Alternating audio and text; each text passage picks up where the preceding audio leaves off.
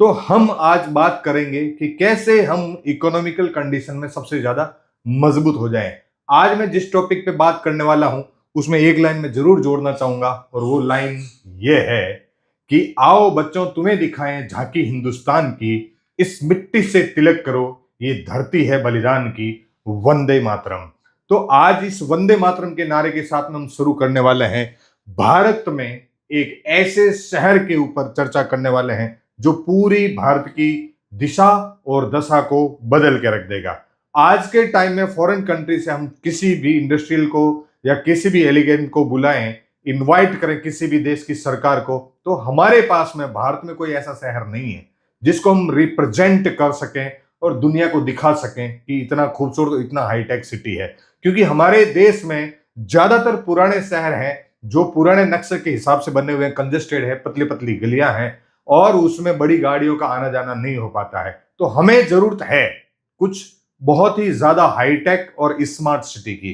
तो उसी प्लानिंग में भारत में बहुत सारे स्मार्ट सिटी बन रहे हैं, लेकिन उन स्मार्ट सिटी में भी दो प्रकार की क्वालिटी होती है। एक को बोलते हैं ब्राउनफील्ड स्मार्ट सिटी और एक को बोलते हैं ग्रीनफील्ड स्मार्ट सिटी। तो आज हम बात करने वाले हैं उसी ग्रीनफील्ड स्मार्ट सिटी में से एक स्मार्ट सिटी जिसका नाम है धोलेरा। धोलेरा का डंका आज पूरे विश्व में बज रहा है और इन्वेस्टर लोग दौड़ दौड़ के धोलेरे की तरफ आ रहे हैं। बहुत सारे लोगों की ये जानकारी नहीं है कि इन्वेस्टमेंट कब, कहां और कैसे करना चाहिए, और बहुत सारे ऐसे सवाल रहते हैं जिनका सही जवाब नहीं मिल पाने की वजह से वो अपना इन्वेस्टमेंट सही जगह पे नहीं कर पाते हैं। तो आज मैं प्रयास करूंगा उन सभी सवालों का जवाब देने के लिए। तो चलते हैं, बढ़ते हैं आगे बिना समय गवाए और हम जानते हैं धोलेरा क्या है। साथियों, ये एक धोलेरा का मैप मैंने आपके सामने रखा है। यह है Dholera SIR, Dholera smart city का मैप। इस मैप में आपको दिख रहा है कि ये कहां पे लोकेटेड है। आप ये गुजरात के अंदर अहमदाबाद शहर को तो सभी लोग जानते ही हैं, और ये अहमदाबाद, और नीचे अगर देख रहे हैं तो यहां पे आपको भावनगर दिख रहा है।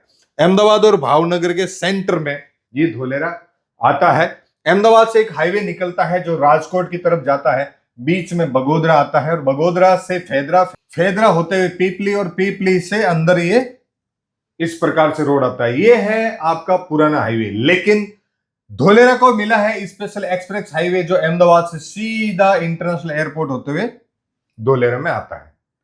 आज हम बात करेंगे कि कैसे, कितना और कहां इन्वेस्टमेंट करने की अपॉर्चुनिटी है।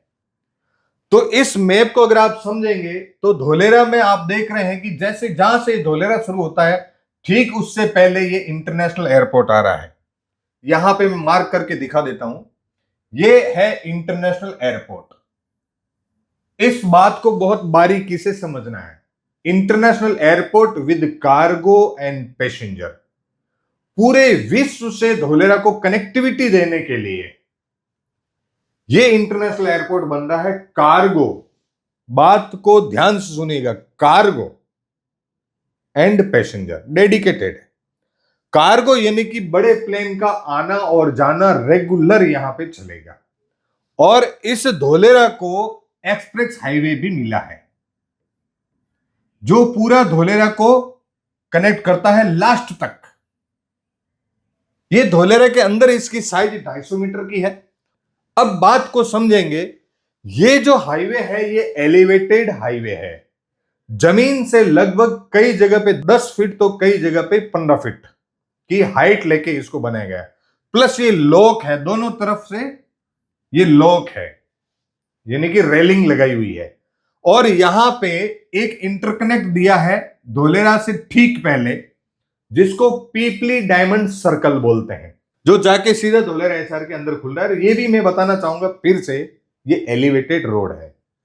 इस धोलेरा के अंदर ये जैसा ये पीपली सर्कल बना है वैसे ही पूरे धोलेरा को कनेक्ट करने के लिए जगह जगह पे 7 सर्कल अंदर बने हैं। एक सर्कल ये पीपली वाला 8 और एक इधर वाला अधेलाई वाला 9। इसके बाद में यहां पे ये लास्ट सर्कल है और यहां पे ये एक्सप्रेस हाईवे खत्म हो जाता है। अब ये लॉक्ड होने के साथ में ही यहां तक। इसके बाद में भावनगर से अधेलाई की अगर बात करें तो नॉर्मल स्टेट हाईवे है। तो एक्सप्रेस हाईवे यहां पे खत्म हो जाता है। पहली बात को इसको समझना है। दूसरी बात को कि ये धोलेरा तीन तरफ से लॉक है। यहां पे इंटरनेशनल एयरपोर्ट आ गया और इधर आता है खंबात की खाड़ी। अब बात करते हैं इन्वेस्टमेंट की। तो अगर किसी भी व्यक्ति को अगले 100-200 दिनों के अंदर कुछ इंडस्ट्री चालू करनी है और रेडी पोजीशन आज के आज जाके वहां पे आपको बाउंड्री बनानी है और कोई इंडस्ट्री या कमर्शियल एक्टिविटी करनी है, तो बेशक आपको यहां पे इन्वेस्टमेंट करना चाहिए। और वो एरिया कौन सा है? Activation area. एक्टिवेशन एरिया के अंदर आप इन्वेस्टमेंट करने जाएंगे तो आपको बजट की जरूरत पड़ेगी लगभग 10 CR प्लस 10 करोड़ से ऊपर का आपका बजट होना चाहिए, क्योंकि यहां पे लैंड पार्सल बड़े हैं। 10,000, 12,000, 15,000 यार्ड का लैंड पार्सल मिलेगा। लेकिन अगर आपको अभी इस समय इंडस्ट्री चालू करनी है तो यहां पे plug and play system ready है। आज के दिन आप पोजीशन ले सकते हैं। अगर इससे छोटे बजट से आप धोलेरा में एंट्री करना चाहते हैं तो फिर आपको आना चाहिए नेक्स्ट 4B1 और 4B2 में, जहां पे आपका बजट की जरूरत पड़ेगी मिनिमम 3 CR, 3 करोड़ से लेके ऊपर स्काई ऑफ लिमिट। जितनी लैंड आप परचेज करना चाहते हैं वैसा आपको बजट रेडी करना होगा। यहां पे जैसे एक्टिवेशन एरिया में पिछले 5 सालों में ये रोड रास्ते बन के तैयार हुए हैं, ठीक उसी प्रकार आगे आने वाले 3 से 5 सालों में यहां पर भी रोड रास्ते बनने की संभावनाएं हैं। फिर इसके अलावा एक ऑप्शन और बनता है, वो 250 मीटर हाईवे के दोनों तरफ का जो एरिया है, जो बाजार में लीनियर के नाम से जाना जाता है। तो इस एरिया में भी अगर आपको किसी भी प्रकार का इन्वेस्टमेंट करना है तो आपको बजट की जरूरत पड़ेगी वही 3 से 5 करोड़, 7 करोड़, 10 करोड़ ऊपर आप मर्जी आए जितना कर सकते हैं। और डेवलपमेंट की मैं जहां तक बात करूं तो जो एक्टिवेशन एरिया का डेवलपमेंट हुआ और सेकंड टेंडर हुआ, ठीक उसी प्रकार से ये जो 250 मीटर का हाईवे है, जहां पे मैंने गोले बना के 7 जंक्शन बनाए हैं, आज के टाइम की कंडीशन ये है कि सातों के सातों जंक्शन बन के रेडी हो चुके हैं। तो आप धोलेरा के किसी भी एरिया में इन्वेस्टमेंट करते हैं, बड़े से बड़ा बेनिफिट आपको मिलने वाला है। तो मैंने ये 3 एरिया बताया, बाकी बचा जो फ्यूचर डेवलपमेंट एरिया है, वहां पे आप किसी भी प्रकार का इन्वेस्टमेंट करें तो मिनिमम आपको 2 करोड़ से ऊपर का बजट तो चाहिए चाहिए। तो ये हुआ धोलेरा SIR के अंदर की बात। लेकिन जिनके पास में छोटा बजट हो, अगर छोटे बजट से कोई शुरुआत करना चाहता है धोलेरा की, तो वो कहां करे और उसका क्या फ्यूचर है, क्या प्लानिंग है, उसके ऊपर मैं आपके बीच में जरूर चर्चा करना चाहूंगा। ये जो धोलेरा का मैप को देखेंगे, ये जो धोलेरा का मैप आपको नजर आ रहा है, इसमें कुछ चीजें मैं आपको दिखाना चाहता हूं। सबसे पहले इंटरनेशनल एयरपोर्ट, दूसरा ये खंबात की खाड़ी, और आप देख रहे हैं ये CRZ है। यहां पे मैप के अंदर ही दिखा रखा है, ये देखिए CRZ, कोस्टल रीजनल जोन। यहां पे किसी प्रकार का डेवलपमेंट नहीं होगा। ये जो डायरेक्ट पट्टी दिखा रखी रिसोर्ट एंड टूरिज्म जोन है, ऊपर से लेके नीचे तक आप देखेंगे तो एक डायरेक्ट पट्टी दे रखी है। यहां से धोलेरा सिटी डेवलपमेंट है, इससे आगे की डेवलपमेंट की परमिशन गवर्नमेंट ने नहीं दी है। क्लियर? और नीचे जो आ जाता है सी पोर्ट और समुद्र आ जाता है। तो ये मैं जो बात आपको लेके आ रहा हूं जिस तरफ आपको, वो बात ये है कि ये सिटी 3 तरफ से लॉक है। ये सिटी इधर आगे नहीं बढ़ेगा। क्लियर? अब जब इधर नहीं बढ़ेगा तो किधर बढ़ेगा, ये एक सवाल होता है। लेकिन उसके साथ में इन्वेस्टमेंट की अगर बात करें और फ्यूचर की अगर बात करें तो इस सिटी के अंदर लगभग आने वाले समय में 10 लाख से ज्यादा लोग जॉब करने को आने वाले हैं। अब लैंड ऑफ अपॉर्चुनिटी क्या है, ये 10 लाख लोग कहां रहेंगे, इनका घर कहां होगा? तो अगर आज यहां पे लैंड ऑफ अपॉर्चुनिटी की बात करें तो रेजिडेंशियल एरिया के अंदर मिनिमम गाइडलाइन पे जाए तो 350 यार्ड का प्लॉट रहता है। कितना? 350 यार्ड का। और जैसा कि बहुत सारे लोग अपने अपने तरीके से बातें करते हैं कि रेरा का प्लॉट लेना चाहिए, रेरा के अलावा कुछ लेना नहीं चाहिए। हालांकि मैं इस सब्जेक्ट पे ज्यादा बात करना नहीं चाहता, लेकिन मैं ये बता देता हूं कि 350 गज का अगर रेरा प्लॉट कोई भी लेना जाए धोलेरा SIR के अंदर, तो आज की जो कीमतें चल रही है उसके अकॉर्डिंग लगभग 50 लाख रुपए का बजट चाहिए ही चाहिए। अब रेरा की क्या सिक्योरिटी है, क्या रेरा अभी यहां पे लागू हो चुका है और रेरा के सारे नॉर्म्स यहां पूर्ण हो रहे हैं क्या, ये सब्जेक्ट बहुत अलग है, इसके ऊपर मैं बहुत जल्दी आपके लिए एक नया वीडियो लेके आऊंगा। लेकिन मेरा कहने का मतलब ये है कि अगर वो सारी बातें माने तो 350 यार्ड का प्लॉट लेने के लिए लगभग 40 से 50 लाख का बजट चाहिए। साथियों, जो बंदा आज से 4-5 साल बाद में जो जॉब करने आएगा, क्या उस बंदे के पास 50 लाख रुपए है कि आज वो एडवांस में अपना प्लॉट लेके रखे? मेरे को तो मुश्किल लग रहा है। और जब आज नहीं है तो आने वाले समय में 5 साल बाद वो जॉब करने आएगा तो ये 50 लाख का बजट खर्च करके जो प्लॉट आज खरीद रहे हैं उनकी प्रॉपर्टी कितने की हो जाएगी?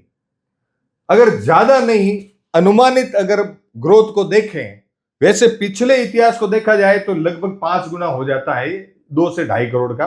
लेकिन मिनिमम एवरेज को भी लेके चलें तो 3 गुना मान के चले, यानी कि लगभग 1 से 1.5 करोड़ का हो जाता। तो क्या वो लोग जो जॉब करने आएंगे वो 1.5 करोड़ रुपए खर्च करके ये जमीन लेंगे और अपना घर बनाएंगे?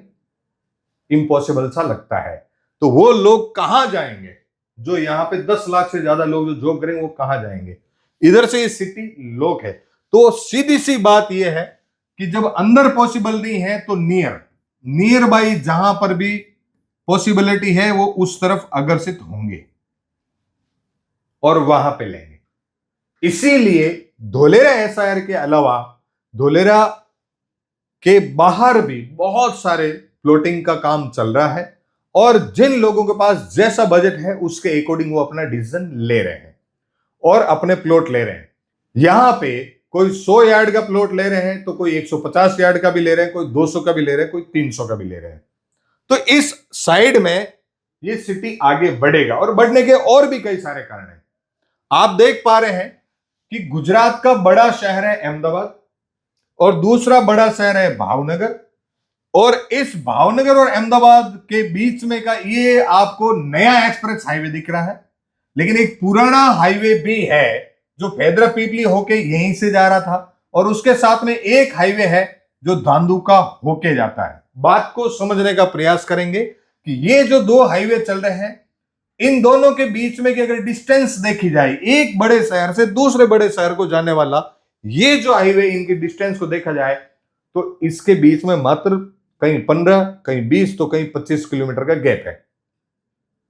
मैं अगर ये बोलूं कि एक बार के लिए धोलेरा को भूल भी जाइए तो एक बड़े शहर से दूसरे बड़े शहर को कनेक्ट करने के जो 2 स्टेट हाईवे उनके बीच में की डिस्टेंस मात्र 20 किलोमीटर की है, तो बीच के एरिया का डेवलपमेंट कैसा होगा? बहुत बड़ा सोचने वाला विषय है। वो कंडीशन तो थी ही, सोने में सुहागा। धोलेरा की प्लानिंग यहां पे आ गई तो 50% एरिया तो धोलेरा ने ही घेर लिया, बाकी बचा पीछे का ओनली कहीं पे 8 किलोमीटर तो कहीं 10 किलोमीटर, कहीं 12 किलोमीटर का एरिया। और ये धोलेरा से बाहर निकलते ही एडजॉइनिंग एरिया कहलाता है। जो लोग यहां पे रहने की जगह नहीं बना पाएंगे, अपना आशियाना नहीं बना पाएंगे, उन लोगों के लिए गोल्डन अपॉर्चुनिटी ये साइड वाला एरिया कहलाता है। लेकिन इसमें भी मैं एक बात जरूर बोलूंगा कि एडजॉइनिंग यानी कि नियर बाई, अगर लैंड को आपने होल्ड किया, प्लॉट परचेज किया, यहां पे अगर आपने किसी भी प्रकार का इन्वेस्टमेंट किया तो आपके लिए बहुत ज्यादा बेनिफिशियल होगा। दायरा को अगर चुने तो आप धोलेरा के नियर बाई 1 से 2 किलोमीटर के अंदर के दायरे को चुनेंगे तो आप बहुत ज्यादा बेनिफिट में रहेंगे। तो उसको लेके ही हमारे बहुत सारी प्लानिंग यहां पे चल रही है, बेच रहे हैं, खरीद रहे हैं, सब कुछ चल रहा है और बहुत अच्छी ग्रोथ भी ले रहे हैं। अब यहां पे जब जाएं तो एक क्वेश्चन तो जरूर खड़ा होता है, आपके दिमाग में एक क्वेश्चन जरूर आया होगा कि यहां पे हम कौन सी लोकेशन को चुने। तो दोस्तों, इन्वेस्टमेंट का हमेशा फॉर्मूला ये काम करता है कि जिस एरिया को हम चुने उस एरिया के सारे पॉइंट वो चुने, की पॉइंट चुने, यूएसपी चुने, सबसे बड़ा ग्रोथ हमारे को कहां पे मिलने वाला है। जहां तक मैंने इसका सर्वे किया तो मैंने पाया कि इसके आजू बाजू में ये जो हाईवे चल रहा है, हाईवे के अलावा भी बहुत सारी चीजें इस मैप में ही दिख रही है आपको। मैं क्लियर करके आपको दिखाना चाहूंगा कि इस मैप में भी बहुत सारी चीजें दिख रही है। अगर हम ऊपर से देखने जाएं तो यहां पे आपको जस्ट धोलेरे के बाजू में एक की पॉइंट दिख रहा है, वो है इंटरनेशनल एयरपोर्ट। और इंटरनेशनल एयरपोर्ट को मैंने बता दिया पहले आपको, कार्गो एंड पैसेंजर है। तो मेरे हिसाब से व्यक्तिगत मैं राय ये दूंगा, कार्गो यानी कि बड़े प्लेन चलेंगे तो नॉइज पोल्यूशन भी बड़ा होगा। और एयरपोर्ट से अगर अपने स्वास्थ्य का ख्याल रखना है तो मिनिमम ऐसे एयरपोर्ट से 10 से 15 किलोमीटर डिस्टेंस में ही रहना चाहिए। इसके अलावा यहां पर मुझे कुछ खास चीजें नजर नहीं आई। लेकिन इसी मैप में यहां पे मैंने जब ध्यान दिया तो एक पाया कि यहां पे एक नेशनल पार्क बना हुआ है जिसका नाम है ब्लैक बक सेंचुरी। यहीं पे मैंने पाया कि सी लिंक रोड भी बन रही है। यहीं पे मैंने पाया कि यहां पे भावनगर का बहुत बड़ा सी पोर्ट भी है। और यहीं पे मैंने पाया कि निरमा केमिकल भी है। यहीं पे मैंने पाया कि रिलायंस ने भी लैंड होल्ड किया। यहां दूसरी तरफ और पाया कि यहां पर भी रिलायंस ने लैंड होल्ड किया है। और तो और यहां पे मैंने देखा कि एक बहुत बड़ा पर्यटक स्थल भी है, सालंगपुर बालाजी का मंदिर भी इस तरफ लगभग आ रहा है। तो कुल मिला के ऐसी कुछ चीजें दिखाई दी तो मेरा मन किया कि क्यों नहीं मैं आपको ये पूरी जानकारियां दूं। तो आइए अपन चलते हैं आगे की स्लाइड पे, जहां पे और कुछ चीजें समझने का हम प्रयास करेंगे। अब बात कर रहे हैं यहां पे, तो एयरपोर्ट के अलावा कुछ मुझे तो दिखाई नहीं दिया, लेकिन क्योंकि आज अहमदाबाद से सीधा धोलेरा में घुसने का ये एक्सप्रेस हाईवे जो है इधर से है, तो सब लोगों का फोकस बनता है कि हमें इधर जाना चाहिए क्योंकि आज हमारी कनेक्टिविटी इधर से। लेकिन साथियों पूरा भारत किधर से जुड़ रहा है धोलेरा से, वो भी हमें देखना है। ये मैं आपको बता रहा हूं अपोजिट साइड का, जहां पे आप देखेंगे तो ये पूरी यूएसबी आपको यहां पर नजर आ रही है। कल्पसर डैम, कल्पसर डैम इधर है। आप यहां देखेंगे सी लिंक रोड इधर है। आप यहां पे देखेंगे कि भावनगर बहुत बड़ा इंडस्ट्रियल एरिया इधर है। आप यहां पे देखेंगे कि यहां पे निरमा केमिकल की इंडस्ट्री है। आप यहां देखेंगे कि आपको ब्लैक बक सेंचुरी इधर मिल रही है। आप यहां पे देखेंगे तो बहुत सारी चीजें जो है यहां पे आकर्षित करने वाली मिल रही है। और आगे की स्लाइड में मैं आपको दिखाना चाहूंगा, ये एक मैप है जो पूरे भारत का है। और इस पूरे भारत में यहां पे ये बसा हुआ है अपना गुजरात। और इस भारत में समुद्री सीमा बहुत बड़ी लगती है। समुद्री सीमा यानी कि सी पोर्ट की लाइन लगी हुई है। ये जितने भी सी पोर्ट हैं यहां पे किसी भी प्रकार का आदान प्रदान होता है, यानी कि ट्रांसपोर्ट का काम होता है। तो अगर इस गुजरात की तरफ जाना है तो इन सबको ये रास्ता अपनाना ही पड़ता है। और इस रास्ते में अपन देखेंगे कि ये सब लोगों को घूम के इधर से इधर जाना पड़ता है, चाहे यहां से आ रहे हैं, चाहे यहां से आ रहे हैं, चाहे यहां से आ रहे हैं, और चाहे इधर से है, चाहे इधर से, चाहे इधर से है, चाहे इधर से है, क्योंकि बीच में खंबात की खाड़ी आ जाती है। तो साथियों भारत के नक्शे में अगर ये देखा जाए तो ये खंबात की खाड़ी जो आपको नजर आ रही है, ये खंबात की खाड़ी होने की वजह से दक्षिणी भारत का ये वाला पूरा एरिया डिस्कनेक्ट है इस एरिया से। और यहां पे दुनिया भर के पोर्ट बने हुए हैं, बड़े बड़े। यहां पे ज्योतिर्लिंग की भी बात कर लें तो यहां पे है, बड़े बड़े तीर्थ स्थल की अगर बात करें जैसे द्वारिका की बात करें तो यहां पर है, सोमनाथ जी की बात करें तो यहां पर है। और लोगों को यहां तक आने के लिए ये इतना घुमाव लेके आना पड़ता है। और इसी बात को ध्यान में रखते हुए गवर्नमेंट ने नेक्स्ट प्लानिंग किया है सीधा रोड को इधर कनेक्ट करने का, ताकि ये डैम भी बन जाए। तो आने वाले समय में जो पानी की समस्या रेगुलर यहां पे रहती है वो समस्या हमेशा हमेशा के लिए खत्म हो जाएगी, क्योंकि यहां पे इस खंबात की खाड़ी में बहुत सारी छोटी बड़ी नदियों का पानी ऑलरेडी आके गिरता है और वो पानी वेस्ट हो जाता है। तो इसको कल्पसर डैम का नाम दिया गया है। और यहाँ पे डैम की योजना के साथ में ये एक हाईवे का प्लानिंग भी हो गया है, जिससे दक्षिणी भारत से पूरा ये गुजरात जुड़ जाएगा। और ये ट्रैफिक का भी बहुत बड़ा डाइवर्जन यहाँ पे होने वाला है। और जब ये यहाँ पे होने वाला है तो एक तीर में कितने शिकार होने वाले हैं उनको समझने की बारी है। नंबर 1, पानी की व्यवस्था हो जाएगी। एक बार ये डैम भर गया तो 4 साल रेगुलर पूरे गुजरात को ये डोमेस्टिक और इंडस्ट्रियल और फार्मिंग खेतीबाड़ी का पानी सप्लाई कर सकता है। नंबर 1। नंबर 2, सबसे बड़ा बेनिफिट जो मिलने वाला वो ये भी है कि यहां पे सबसे बड़ा टूरिज्म स्पॉट बनेगा, क्योंकि ऑलरेडी यहां पे मैंने आपको बताया कि एक national park black buck sanctuary के नाम से बना हुआ है। तो जहां भी डैम बनता है वहां पे टूरिज्म टूरिस्ट आते ही आते हैं और टूरिज्म स्पॉट बनता ही बनता है। तो ये बहुत बड़ा टूरिज्म स्पॉट बन जाएगा, तो यहां पे पब्लिक आएगी। नंबर 3 जो बेनिफिट मिलने वाला है वो ये है कि ट्रांसपोर्ट बहुत इजी हो जाएगा, लोग सीधे यहां पे पहुंच जाएंगे। तो ऐसे बहुत सारे बेनिफिट है। जब इतना सब कुछ बड़ा डेवलपमेंट होने वाला है तो आपको ध्यान देना चाहिए कि हमें इन्वेस्टमेंट कहां पे करना है। ऐसी बहुत सारी चीजें हैं जो हमें इस लोकेशन पे आकर्षित करती है। ये भावनगर यहां पे है, ये धोलेरा यहां पर है, और ये दहेज यहां पर है, और बीच में गल्फ ऑफ खंबात है।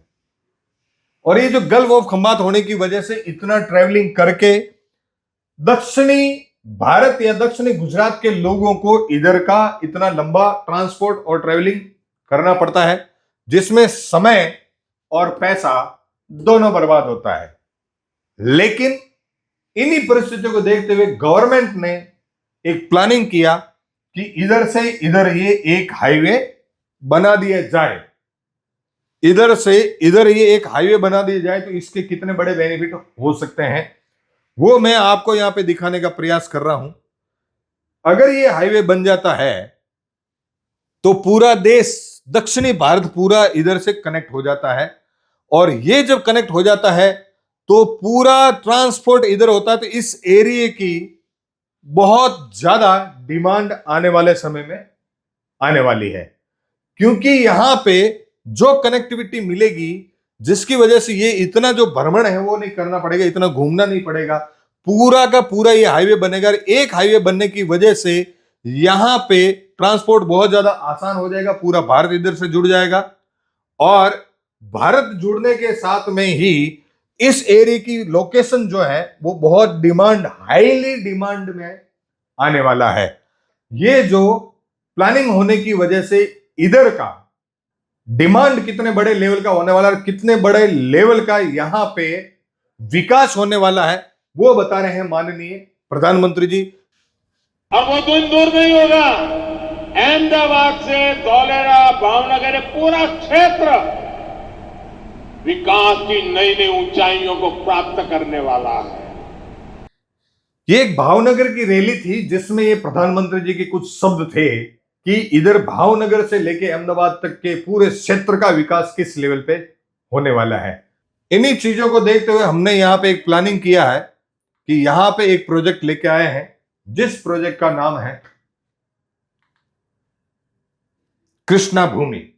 कृष्णा भूमि के नाम से यहां पे एक प्रोजेक्ट आ रहा है। विलेज काना तालाब है और ये ब्लैक बक सेंचुरी के जस्ट बाजू में है। कितना सुंदर ये प्रोजेक्ट है, कितना अच्छा लैंड पार्सल यहां पे मिल रहा है, और किस प्राइस में मिल रहा है आपको देख के बड़ा ही अच्छा लगने वाला है। Opportunity of great investment in newly launch project. ये नया प्रोजेक्ट जो लॉन्च हो रहा है इसमें आप कितना बड़ा बेनिफिट ले सकते हैं उसके ऊपर हम चर्चा करेंगे। कृष्णा भूमि के नाम से ये प्रोजेक्ट आ रहा है और इसमें बहुत ही इजी पेमेंट प्लान बनाया गया है। 3 महीने के इजी पेमेंट प्लान में आप इसमें अपनी प्रॉपर्टी को होल्ड कर सकते हैं। आपको 3 महीने यानी कि 90 दिन का समय मिलता है। इसको लॉन्च करने के लिए अभी प्री लॉन्चिंग ऑफर चल रहा है मात्र 3000 रुपीज। इस समय प्री लॉन्चिंग ऑफर चल रहा है मात्र 3000 रुपीज, जो कि ओनली 30% बुकिंग तक रहेगा। उसके बाद में इसकी प्राइस हो जाएगी 3500 यानी कि 3500 रुपीज नेक्स्ट 30% के लिए, और बाकी बचा रिमाइनिंग वो 4000 के हिसाब से ये माल बुक होने वाला है। बुकिंग के लिए मात्र आपको अभी 1 लाख रुपए देके अपना प्लॉट होल्ड करना है। अगले 30 दिन के अंदर आपको 5 लाख रुपए का अरेंजमेंट करना है। फिर अगले 30 दिन के अंदर आपको 3 लाख रुपए की फिर से ईएमआई देनी है और रिमेनिंग अमाउंट अगले 30 दिन में यानी कि 90 दिन में आपको कंप्लीट पेमेंट करके अपने दस्तावेज अपनी रजिस्ट्री बनवा लेने क्या है।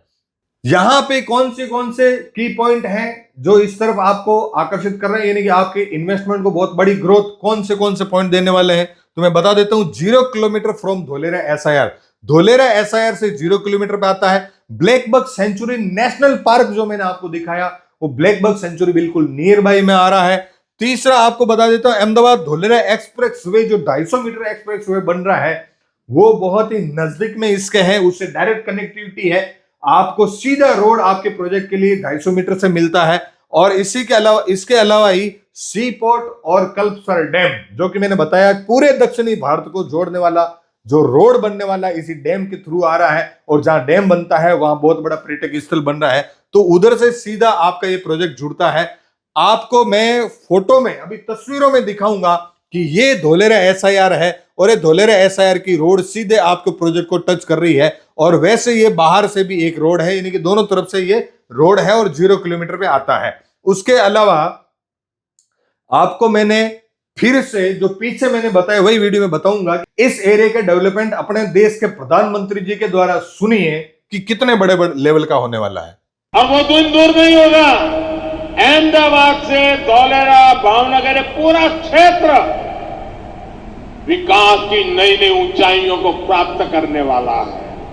तो हमने इन्हीं बातों को सुनते हुए, टाइम को देखते हुए इसी एरिया के अंदर ये प्रोजेक्ट लेके आए हैं।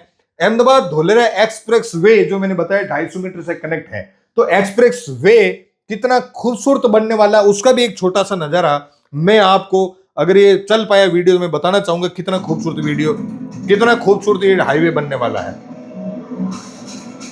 इस खूबसूरती के साथ में ये बनने वाला है।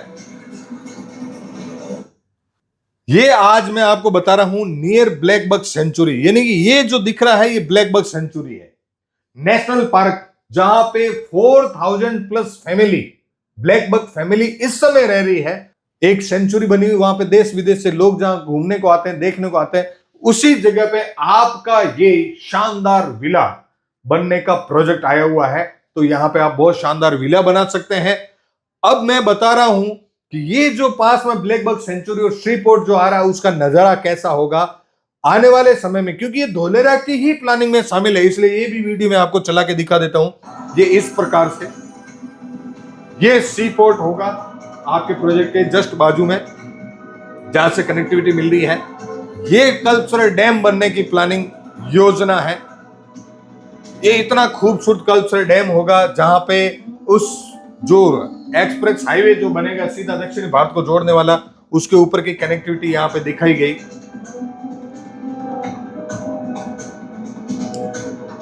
ये खूबसूरत नदियां उसके आजू बाजू में रहेगी और ये आप देख पा रहे हैं खूबसूरत नदी के साथ में ही ये जो मैंने बताने का प्रयास किया है वो है ब्लैक बक सेंचुरी। आपका प्रोजेक्ट जस्ट इस ब्लैक बक सेंचुरी के बाजू में आता है और यहां पे कहानी खत्म नहीं होती, और भी बहुत सारी चीजें हैं आपको दिखाने का मैं प्रयास करूंगा। यहां पे ये बात जो मैं मेरी तरफ से बोल रहा हूं, मैं नहीं बोल रहा हूं, हमारे देश के महानायक अमिताभ बच्चन जी भी अभी आपके बीच में आएंगे और इस ब्लैक बक सेंचुरी के बारे में कुछ अपनी बात रखेंगे। Let me introduce you to a happy Gujarati family, a family that is visited by people from all across the world. This year, अब मैं चलता हूं आगे और भी कुछ चीजें आपको मैं बताने के लिए लेके आया हूं। यह है ब्लैक बक सेंचुरी, यह है ब्लैक बक नेशनल पार्क। ये इतना खूबसूरत 4000 से ज्यादा ब्लैक बक फैमिली इस समय यहां पे रह रहे हैं। और आपका अगर मन करे कि इस एरिया में जाके मुझे 1 नाइट स्टे करना है, तो साथियों आज के टाइम में वहां पे एक लॉज बना हुआ है जिसका नाम है ब्लैक बक लॉज। आप अभी अपने मोबाइल से गूगल करके देखें तो वहां की प्राइस क्या चल रही है। 1 नाइट स्टे आपको यहां पे मिलेगा 8899, यानी कि लगभग 9000 रुपए। अगर ऑफर चल रहा है तो इस समय जैसे ऑफर दिखा रहा है 5265 रुपए। ठीक उसी प्रकार एक और ऑनलाइन सर्विस में बता रहा है 9990, यानी कि 10,000 रुपए ऑफर प्राइस हो गया 9057 रुपए। अब आप सोचिए कि इस समय जबकि वहां पे जंगल पड़ा है, सूखा जंगल पड़ा है, वहां की कंडीशन आज की ये है साथियों, जिस दिन ये फ्यूचर प्लानिंग के हिसाब से डेवलपमेंट होके कंप्लीट रेडी हो गया, उस दिन की कंडीशन क्या होगी। वन नाइट स्टे के लिए ये चार्ज करना पड़ता है साथियों। हम तो आपके लिए परमानेंट स्टे के लिए, आपका शानदार खूबसूरत विला बनाने के लिए, बंगलो बनाने के लिए ये प्रोजेक्ट लेके आए हैं, जिस प्रोजेक्ट का नाम है कृष्णा भूमि। चलते हैं आगे, और भी बहुत सारी चीजें हैं जिसके ऊपर मैं आपके साथ में डिस्कशन करने की प्लानिंग में आया हूं। तो आइए चलते हैं आगे और देखते हैं। ये जो आप तस्वीर देख रहे हैं वो है सी पोर्ट और कल्पसर डैम की, यानी कि उसी एरिया में सी पोर्ट और कल्पसर डैम बनने वाला है, और उसकी योजना को लेके भी मैंने एक वीडियो का प्रयास किया है। अगर वो वीडियो चल जाता है तो मैंने पीछे दिखाया, लेकिन फिर से आपको बताने का प्रयास करूंगा। ये खूबसूरत सीएनजी सी पोर्ट आपके लिए तैयार हो रहा है, और ये कल्पसर डैम की योजना है। अब आप सोचिए, जहां पे कल्पसर डैम बन रहा है इतनी खूबसूरती के साथ में, तो कितना बड़ा पर्यटक स्थल बनने वाला है, और उसी एरिया में आपको इन्वेस्ट करने का ये अवसर, ये मौका मिल रहा है। अब चलते हैं आगे, और मैं आपको बता देता हूं कि इस एरिया में जिस रोड की मैंने आपसे चर्चा की, थोड़ा और विस्तार में बता देता हूं। सी लिंक रोड क्या होती है। जैसा कि भारत में एक सी लिंक रोड बनी हुई है, वो है मुंबई में, और सेकंड सी लिंक बनने जा रहा है वो है गुजरात में। महाराष्ट्र के बाद में अब गुजरात में धोलेरा में सी लिंक रोड बनने जा रहा है। इसी एरिया में निरमा केमिकल की बहुत बड़ी इंडस्ट्री लगी हुई है, जो भावनगर हाईवे पे आती है। तो वहां पे एम्प्लॉयमेंट आज के टाइम में चालू है। निरमा केमिकल के अलावा हमारे देश की सबसे बड़ी कंपनी रिलायंस, तो रिलायंस ने भी उसी एरिया के अंदर लैंड पार्सल रोका है, बहुत सारी लैंड को होल्ड किया है। ये यूज भी हमारे को तो थोड़ा लेट समझ में आई, लेकिन ये रिलायंस हुआ, अडानी हुआ, अंबानी हुआ, इन लोगों की तो बहुत बड़ी सर्वे की टीम होती है। ये पहले एडवांस में सर्वे करके लैंड होल्ड कर देते हैं। तो रिलायंस ने उसी एरिया में बहुत बड़ा लैंड पैच होल्ड किया है। तो हमारे जस्ट नियर बाय में रिलायंस का लैंड पैच आता है, और ये जो प्रोजेक्ट आया है कृष्णा भूमि, उसके आजू बाजू में आज के टाइम में करंट में ये इतने प्रोजेक्ट लॉन्च हो चुके हैं, सोल्ड हो चुके हैं, यानी कि लोग वहां पे परचेज कर चुके हैं, इन्वेस्ट कर चुके हैं। इनमें से ये जो आपको दिख रहा है, ये है आपका न्यू प्रोजेक्ट जिसका नाम है कृष्णा भूमि। इसके बाजू में इतने प्रोजेक्ट ऑलरेडी सोल्ड आउट हो चुके हैं।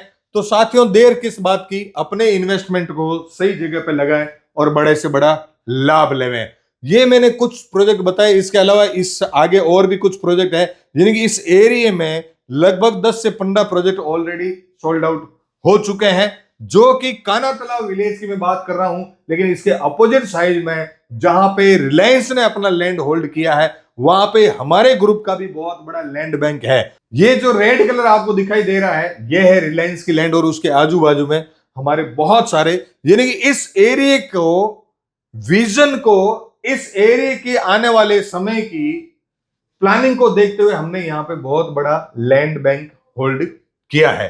तो आपको भी ये अवसर और मौका मिल रहा है कि आप जुड़े कृष्णा भूमि के साथ में, आप अपना प्लॉट, अपनी रजिस्ट्री करवाएं कृष्णा भूमि के साथ में, और अपने इन्वेस्टमेंट को सही जगह पे होल्ड करके बड़ा सा बड़ा एप्रिसिएशन प्राप्त करें। अगर आप इन्वेस्टमेंट के हिसाब से इन्वेस्ट करना चाहते हैं तो भी, इन्वेस्टमेंट के हिसाब से भी ये आपके लिए बहुत ही अच्छी लोकेशन है। और अगर आप फ्यूचर में नेचर से कनेक्ट होके आनंद लेना चाहते हैं, रहना चाहते हैं, तो भी ये लोकेशन आपके लिए बहुत ही ज्यादा महत्वपूर्ण होने वाली है। नीचे दिए गए नंबर से जल्द आप संपर्क करें और अपना प्लॉट जरूर बुक करें। इन्हीं बातों के साथ में मैं आपको देता हूं बहुत बहुत धन्यवाद कि आप यहां पे आए और इस वीडियो को देखा और सुना। अगर वीडियो अच्छा लगा हो तो कमेंट बॉक्स में कमेंट अवश्य करें, चैनल को सब्सक्राइब करें और लाइक जरूर कर दें। बहुत बहुत धन्यवाद। जय हिंद, जय भारत।